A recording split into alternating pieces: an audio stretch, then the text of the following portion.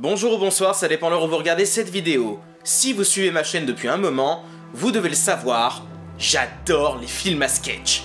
J'ai toujours eu une fascination particulière pour ce genre qui repose pourtant sur un procédé assez simple, à savoir des courts-métrages rassemblés pour en former un long.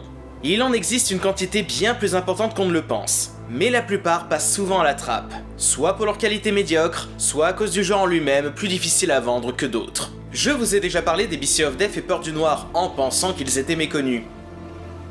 Ce qui n'était pas tout à fait vrai en fait. Oui, ce sont des films de niche que très peu d'entre vous connaissez sans aucun doute. Mais non également parce que le mot méconnu s'applique beaucoup moins pour ces films que ceux que je vais vous présenter dans cette vidéo. Pour vous donner un ordre d'idée, alors ça vaut ce que ça vaut, je me suis fié au nombre de notes données sur Sens Critique. Et pas un seul de ces films ne dépassait les 100 votes. Et quand on compare à d'autres titres que j'ai traités, ouais, ça fait un peu mal. Alors d'habitude, je ne présente qu'un seul titre. J'en tire une thématique et une conclusion que je juge intéressante pour en parler sur la chaîne. Mais il existe d'autres films bien moins riches pour tenir sur une vidéo et qui n'ont aucun lien entre eux, mais qui méritent tout de même un petit coup de projecteur sur eux. Et histoire de varier les plaisirs, nous allons faire un pays par film afin de ne pas se focaliser uniquement sur les États-Unis. 3 films à sketch quasiment inconnus et introuvables, mais que j'apprécie. Poison. Le territoire américain regorge de ce genre de production. On peut citer les plus connus comme Creepshow, la balade de Buster Scruggs ou encore VHS. J'ai hésité sur le film à traiter pour ce pays parce qu'il y en a beaucoup qui ne sont pas si connus que ça et qui méritent largement le coup d'œil. Et puis je suis tombé sur Poison, réalisé par Todd Haynes. Le nom ne vous dit sûrement rien, et pourtant ce réalisateur a fait parler de lui récemment avec l'excellent Dark Waters, non pas celui-là, l'autre. Voilà, Dark Waters qui était donc dans le top 2020 de beaucoup de youtubers. Poison, c'est son tout premier long métrage sorti au cinéma. Le film est composé de 3 segments avec un traitement visuel spécifique pour chacun. Le premier est tourné comme un faux documentaire télévisé et raconte l'histoire d'un garçon de banlieue qui a tué son père parce qu'il le maltraitait et l'abusait sexuellement. J'avoue que j'ai été bluffé par le réalisme de la réalisation. J'avais vraiment le sentiment de découvrir un véritable reportage sur des faits qui se sont réellement produits. Ce qui est sans doute la chose la plus difficile à faire dans une fiction, à savoir rester crédible et ne pas donner l'impression que c'est une supercherie.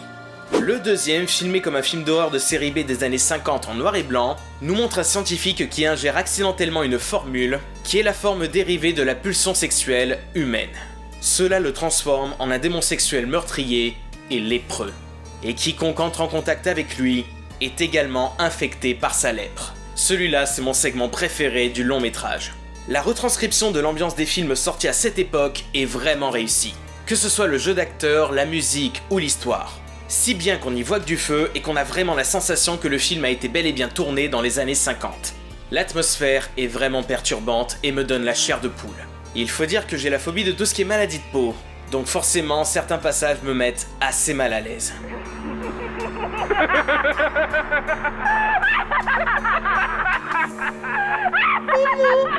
Et le troisième raconte la violente relation sadomasochiste de 2 prisonniers, avec une mise en scène froide et aussi explicite qu'un film érotique. Cette histoire avait d'ailleurs pas mal fait scandale à l'époque.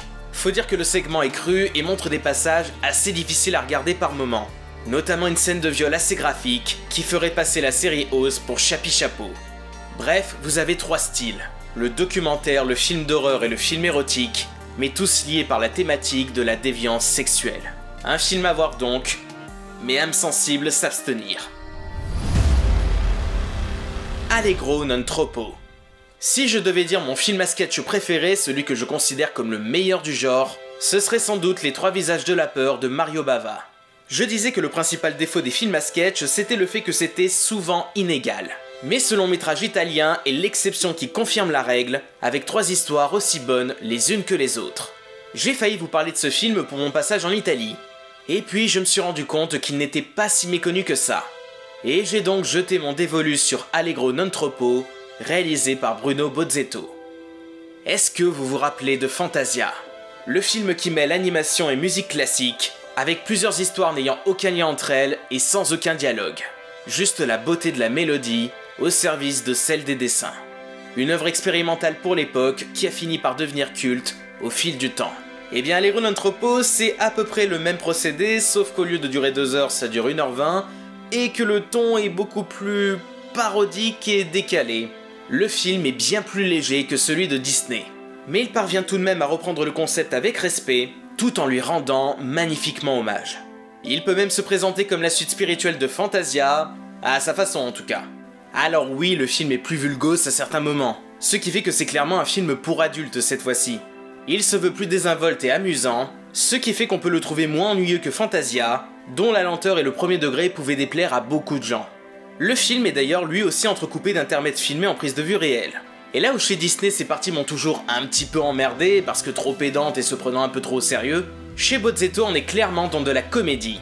C'est plus propre au divertissement malgré quelques passages un peu lourdingues. Mais ce qui m'a le plus frappé dans ce film, c'est l'inventivité de l'animation. Chaque segment est animé de manière différente, le tout avec un style et un talent que je ne retrouve plus dans les dessins animés de nos jours. Il y a une vraie créativité qui me fascine dans la plupart des segments, un travail certain qui force l'admiration, et une vraie bouffée d'air frais avec un équilibre parfait entre la musique et l'animation. Je trouve qu'il y a plus de fantaisie dans celui-ci, alors que paradoxalement, c'est pas lui qui porte le nom Fantasia. Moins coincé, se permettant plus de délire visuel dont la seule limite est l'imagination, Allegro non troppo est une petite pépite que je vous recommande amplement. Si vous avez aimé Fantasia, je pense que vous devriez aimer celui-là aussi. Adrénaline. M6 est certainement la chaîne que j'ai le plus regardée dans ma jeunesse. J'y ai découvert énormément de séries grâce à elle. Les vrais se souviennent de la fameuse trilogie du samedi, mais pour ce film, il faut s'intéresser à un autre ancien programme de la chaîne. Est-ce que ce jingle, ça vous parle ?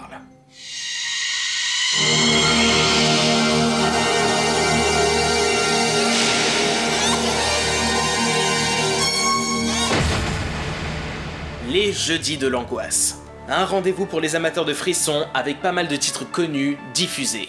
Mais il n'y avait pas que les films emblématiques. Beaucoup de films méconnus sont passés dans les jeudis de l'angoisse. Certains étaient des daubes, certes, mais d'autres valaient beaucoup plus le coup. Un soir, quand j'étais jeune, je suis tombé sur une VHS où mes parents avaient enregistré un jeudi de l'angoisse parmi tant d'autres.